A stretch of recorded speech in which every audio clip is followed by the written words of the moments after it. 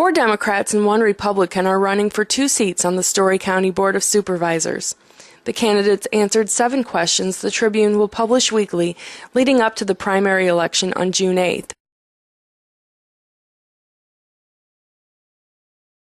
If you're going to hire an individual to manage, as it were, 300 plus full-time employees, you're going to have to pay that person a pretty attractive salary, and I just don't know where that money is going to come from.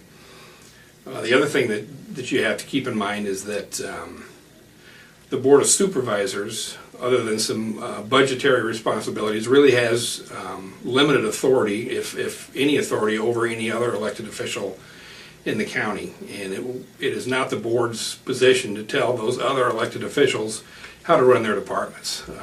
The citizens in Story County elected those officials to best run their department as they see fit. So I'm not real sure what the role of the human resource or administrative officer would be. And I guess along the same lines, if you have a full-time human resource director or officer, an administrative officer, what becomes the role, or what is the role of a full-time Board of Supervisor member? I mean, currently all 3 board members make a good salary, and the citizens in this county expect that they're going to get full-time service out of those individuals. And if there's a human resource officer that is employed by the county, I guess you'd have to question then what would be the role of a full-time supervisor in Story County.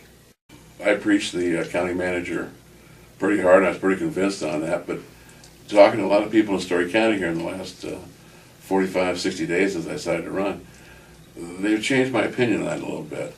I still believe in the you need one head coach, but it's kind of hard when you have the departments. 5 of the 7 departments are elected officials. How does an elected official answer to a person that's appointed by the Board of Supervisors?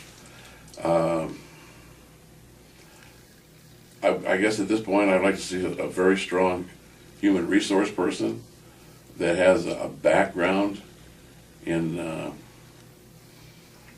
business.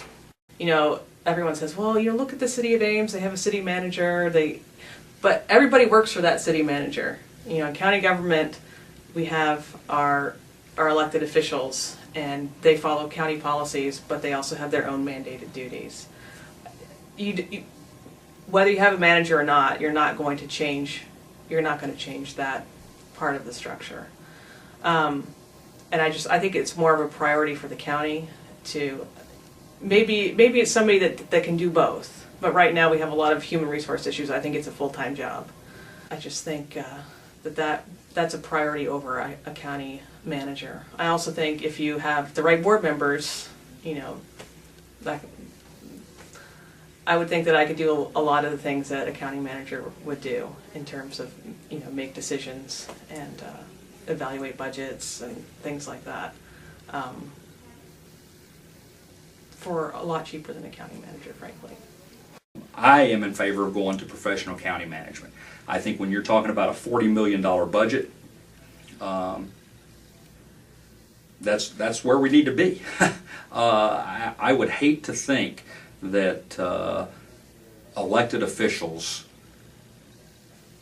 depending on their qualifications, are just given the checkbook.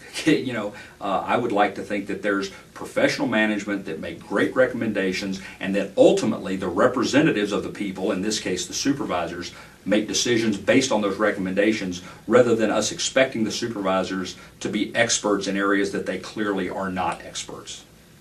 This is something that we desperately need, and it's I think clear that all major counties and cities have administrators that are professional, that have professional backgrounds and have a lot of expertise in this. I think it puts the county at risk not having these kinds of professionals in charge of things. We have great staff, we have good department heads, but this is the problem with having elected officials trying to manage the day-to-day operations.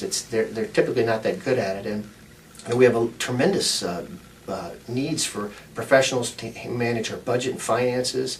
We have 350 employees, and we don't have a human resources department, and there's just a whole variety of things that a county administrator, a county manager, whatever you want to call them, can be doing for Story County. And you know, a good example is the recent economic stimulus package from the federal government. There was millions and millions of dollars being spent, but we didn't have anybody who was out there actively trying to obtain grants and different kind of funding for the county. So I think we lost out on some opportunities there because we don't have somebody in a day-to-day fashion that's out there representing us, and also working with our communities and helping being a liaison for all these economic development activities that are taking place. So there's really a lot of things county administrator or county manager can be doing for us, and I think it's important that the board hires those professionals and has them run the day-to-day operations. The board's job is then to give the direction to the county manager and the county staff through that kind of mechanism.